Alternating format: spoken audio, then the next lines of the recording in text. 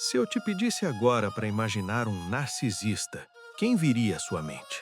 Provavelmente aquele ex-namorado que não parava de falar dele mesmo, ou talvez aquele chefe arrogante que acha que sabe mais que todo mundo, ou até aquela influenciadora que posta 30 selfies por dia com legendas motivacionais. A gente aprendeu que o narcisismo é o excesso de amor próprio. A gente acha que o narcisista é alguém que se ama demais.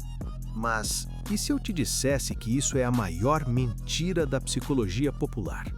E se eu te contasse que por trás daquela postura de rei, daquela arrogância intocável, existe uma pessoa que na verdade não consegue suportar a própria companhia por 5 minutos? A verdade clínica é muito mais assustadora do que a simples vaidade. O narcisismo não é um excesso, ele é uma falta. Imagine um buraco negro no espaço. Ele parece poderoso, devorando tudo ao redor, atraindo planetas e estrelas com uma força incontrolável. Mas no centro dele existe apenas o vazio, uma escuridão infinita que nunca se preenche. O narcisista é assim. Ele não se acha um deus porque ele se ama. Ele precisa se convencer de que é um deus porque lá no fundo ele morre de medo de ser apenas comum, de ser esquecível.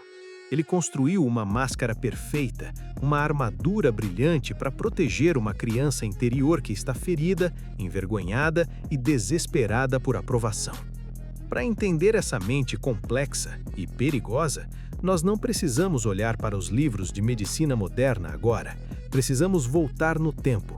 Precisamos ir até a Grécia Antiga, para a beira de um lago silencioso, onde um homem cometeu o erro fatal de se apaixonar por uma ilusão.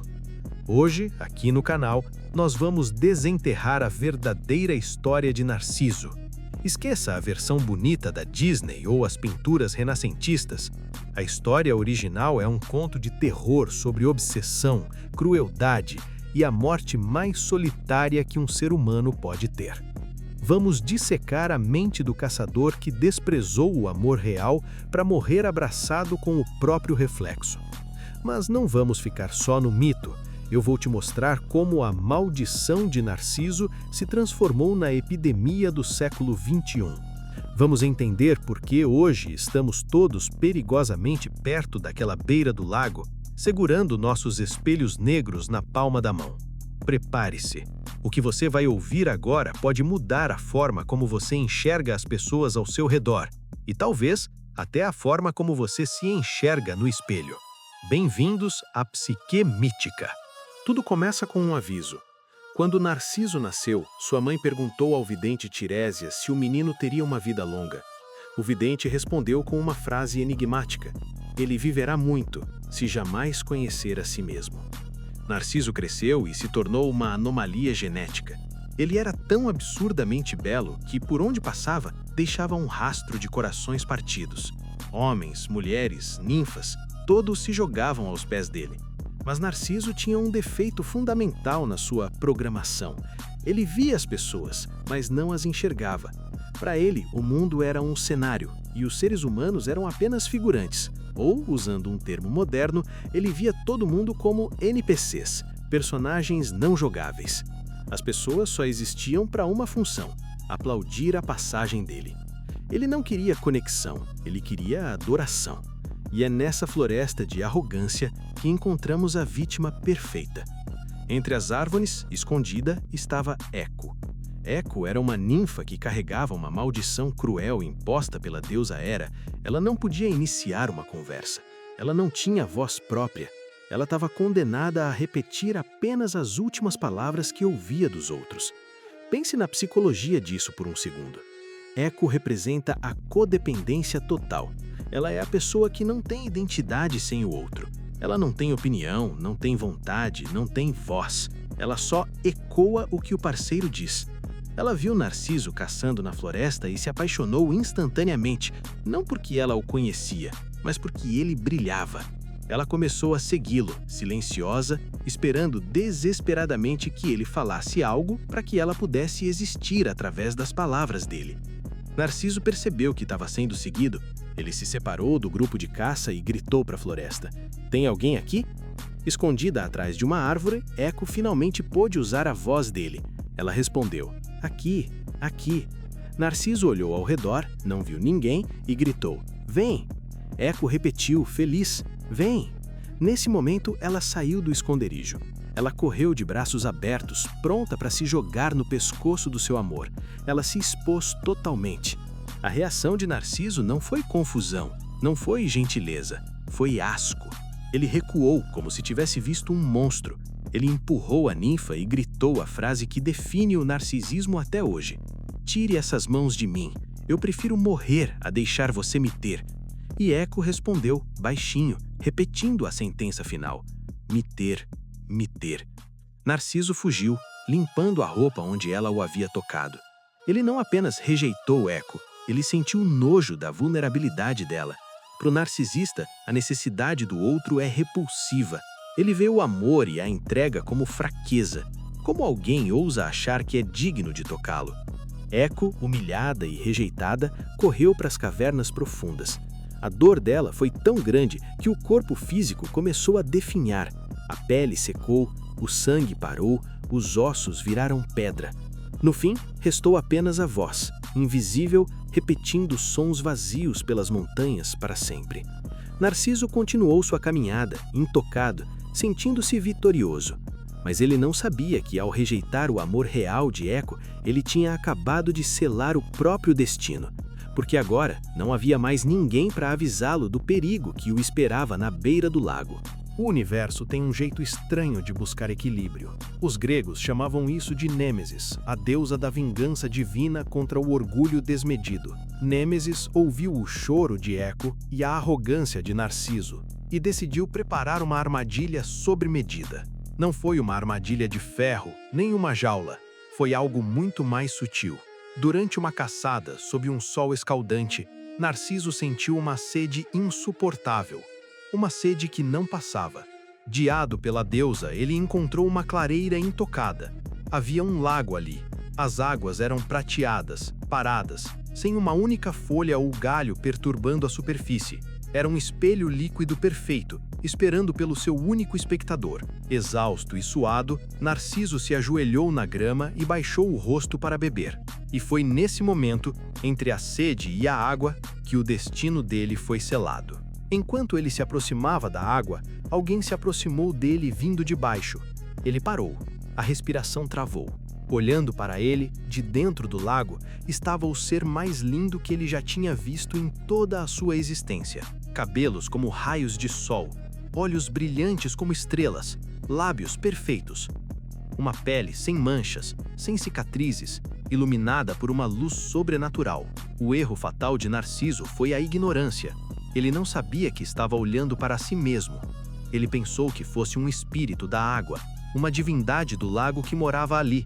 Naquele segundo, a arrogância sumiu, o desprezo sumiu.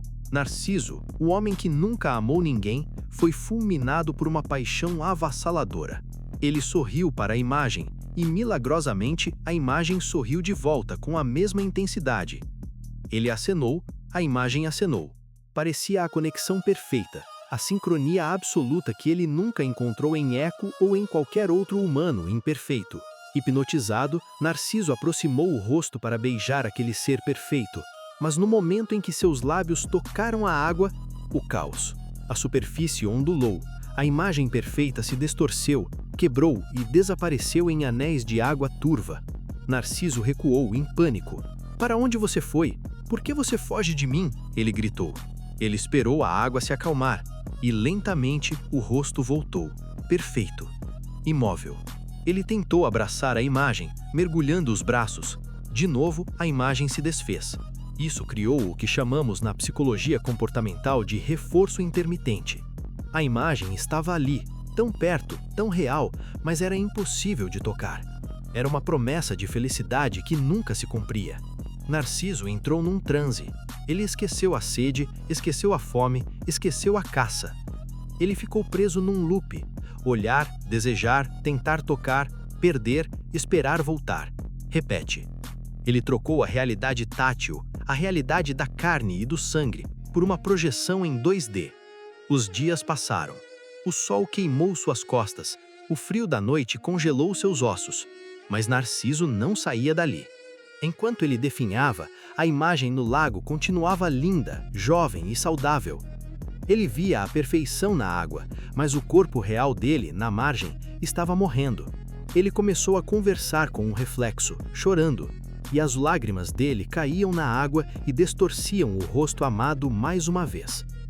Na sua última hora, com a voz fraca, ele sussurrou para o reflexo a mesma frase que Echo tinha dito a ele dias antes. Adeus, meu amor inalcançável. E ao longe, a voz de Echo repetiu a despedida final. Inalcançável. Narciso tombou a cabeça na grama e morreu. No lugar do seu corpo, não ficou um cadáver. Nasceu uma flor, o narciso. Amarela e branca, inclinada para baixo, condenada a olhar para o chão e para o próprio caule por toda a eternidade. Uma beleza que serve apenas para ser olhada, mas que não tem alma. Agora, vamos sair da beira do lago na Grécia Antiga e entrar em um consultório de psicologia moderno. O que matou Narciso não foi a paixão. O que matou Narciso foi um mecanismo de defesa falho que milhões de pessoas usam hoje para sobreviver. A psicologia chama isso de transtorno de personalidade narcisista, mas podemos entender isso através de 3 conceitos chaves que explicam exatamente o que aconteceu naquela floresta. Lembra que Narciso sentiu uma sede que nunca passava? Essa é a metáfora perfeita para a autoestima do narcisista. Imagine que a autoestima de uma pessoa saudável é um balde sólido. Você recebe um elogio, a água entra, enche o balde e você se sente bem por dias. O ego do narcisista é um balde furado. Não importa quanta adoração, quantos likes, quantos aplausos, água você jogue lá dentro, vaza tudo em 5 minutos. É por isso que ele parece insaciável. Ele precisa de suprimento narcísico constante. Ele suga a energia de todos ao redor, como a pobre Echo, não porque ele é malvado, no sentido de vilão de desenho animado, mas porque ele está emocionalmente faminto o tempo todo. Se você para de aplaudir, ele entra em colapso. Ele morre de sede se não tiver atenção. Segundo ponto, por que ele se apaixonou pelo reflexo e não por uma pessoa real? Porque o narciso odeia a realidade. A realidade é suja, imperfeita, cheia de falhas. Na psicologia, dizemos que o narcisista cria um falso self, uma máscara, um personagem. Lembra que Narciso não sabia que o reflexo era ele? Isso é crucial. O narcisista olha para a imagem idealizada que ele construiu, o empresário de sucesso, a mãe perfeita, o guru espiritual, e se apaixona por aquela mentira. Ele protege essa imagem com a vida. Se você ousar apontar um defeito, se você ousar mostrar a espinha na cara ou o erro no trabalho, ele te ataca com fúria, porque você está ameaçando quebrar o espelho. Você está lembrando a ele que ele é humano. E para Narciso, ser apenas humano é insuportável. Por fim, a tragédia de Echo. Por que ele tratou Echo com tanto desprezo? Porque para o narcisista, as outras pessoas não são protagonistas de suas próprias vidas, elas são objetos de espelho. Pense na sua torradeira. Você não ama a sua torradeira. Você gosta do fato de que ela faz torradas para você. Se ela parar de fazer torradas, você joga fora e compra outra. Foi isso que ele fez com Echo. Ela parou de servir ao propósito de refletir a grandeza dele e tentou ter uma necessidade própria, ser abraçada. No momento em que o objeto cria vida e exige algo em troca, o narcisista o descarta. Essa é a instrumentalização do outro. Narciso morreu sozinho, porque ferramentas não abraçam, espelhos não consolam e seguidores não seguram sua mão no hospital. A morte de Narciso não é apenas um mito grego, é a profecia mais precisa da nossa era. Olhe para sua mão agora. Provavelmente você está segurando um retângulo de vidro preto. Quando a tela está desligada, o que você vê? O seu reflexo, sombrio, distorcido. Nós transformamos o lago de Narciso em um acessório de bolso. Hoje sofremos de uma epidemia silenciosa de disformia de imagem. Você conhece a sensação? Você tira 50 fotos, escolhe uma, aplica um filtro que afina o nariz, limpa a pele, aumenta a luz e posta. Quando os likes começam a subir, você sente aquele prazer rápido, o alívio da sede. Mas então, você vai ao banheiro. Você olha no espelho real, sob a luz fria e impiedosa da lâmpada, e você sente uma pontada de decepção, talvez até de nojo, porque a pessoa no espelho do banheiro não é a divindade que você postou no Instagram. Nós estamos criando uma geração que ama o próprio avatar, mas odeia a própria carne. Estamos todos lentamente morrendo de fome na beira do lago, viciados na validação de estranhos que nunca vão nos abraçar de verdade. Vá a qualquer restaurante hoje à noite. Olhe para as mesas.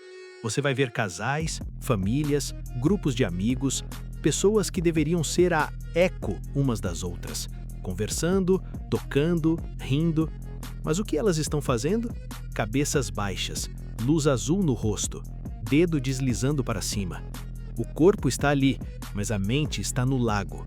Eles estão trocando a conexão real, imperfeita e humana pela dopamina barata do reflexo digital. Narciso morreu porque esqueceu que a vida acontece fora da água. Nós estamos morrendo socialmente porque esquecemos que a vida acontece fora da tela. A história termina de forma trágica, mas a sua não precisa terminar assim. Narciso morreu sozinho e virou uma flor, bonita de ver, mas impossível de conversar. A lição brutal que fica é esta: o espelho mente. A imagem que você constrói lá fora nunca vai preencher o buraco que está aí dentro. Nenhum filtro corrige a solidão. A cura para o narcisismo, seja o patológico ou esse vício digital que todos temos, é a vulnerabilidade. É ter a coragem de ser imperfeito na frente de outra pessoa. É largar o reflexo e olhar para a eco, para as pessoas reais, para o seu filho que quer brincar, para o seu parceiro que quer conversar, para o amigo que precisa de ouvido. Se você conhece alguém preso na beira desse lago, ou se você mesmo sente que vive para o aplauso e chora no camarim, cuidado, saia da beira da água, porque no fio da vida, like não segura sua mão e seguidores não vão ao seu funeral. Conecte-se com o real, é só isso que nos salva. Narciso achava que era o centro do universo, mas no fim das contas, ele era apenas um humano doente com um espelho d'água. Existe alguém, porém, que levou esse orgulho a um nível cósmico. Alguém tão obcecado em ser o número 1 que iniciou uma guerra nos céus. Ele não era um monstro, ele era o anjo mais belo de todos, o portador da luz, o filho favorito até deixar de ser. No próximo vídeo, vamos analisar a mente do primeiro rebelde. Vamos entender a psicologia de Lúcifer, por que ele caiu e o que a queda dele nos ensina sobre a nossa própria ambição. Inscreva-se e ative o sino. A queda vai começar. Bem-vindos ao Psique Mítica.